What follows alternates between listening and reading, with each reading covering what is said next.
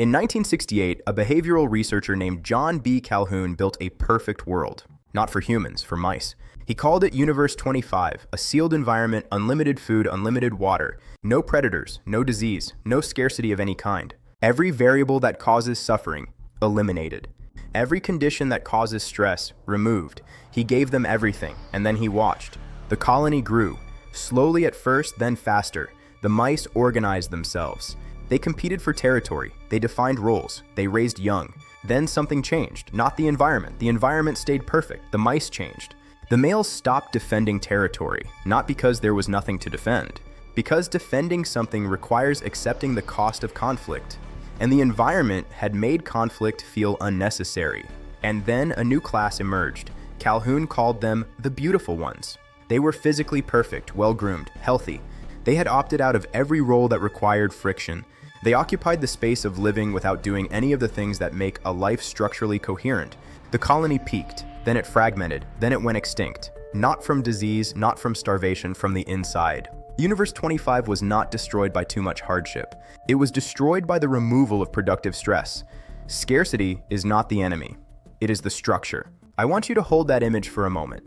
The beautiful ones. Grooming instead of competing. Because I see them everywhere, in the market. In 2026, there is an entire professional vocabulary built around this. Ethical network marketing, conscious investing, mindful entrepreneurship. If you need an adjective to make your skill set feel legitimate, the adjective is the problem. It signals that you are avoiding the competitive cost of mastery. The market does not reward conscious investing, it rewards returns. The adjective is a way of grooming, existing without accepting friction. The professional qualifier is how an organism retreats from competition while maintaining the visual signal of participation. The mice who survived longest were the ones who maintained defined roles under pressure, who accepted the friction that the environment made optional. I am not telling you to work harder. This is not a video about effort. It is about what happens when you engineer productive stress out of existence, disorientation, fragmentation, then disappearance. Fiat currency is the financial version of Universe 25.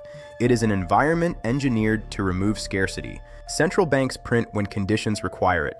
Governments inject liquidity when the system feels stress. When scarcity is removed, organisms lose their ability to orient. They spend more, they save less, until abundance is no longer the condition. Scarcity always returns, not as a choice, as physics.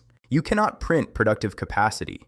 You cannot navigate a world you weren't built for. Bitcoin has a hard cap of 21 million, not as a preference, as a foundational commitment to the principle that scarcity is the organizing mechanism. A graded gold star Rayquaza cannot be reprinted.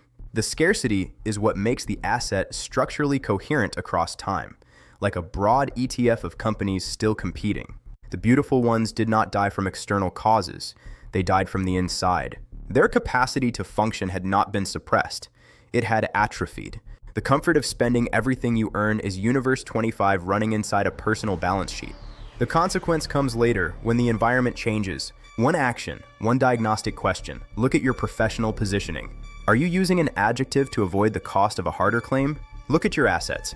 Am I holding things that retain scarcity as a structural feature? Or things that depend on the environment staying comfortable?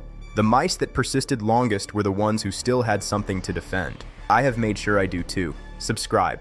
The next one goes deeper.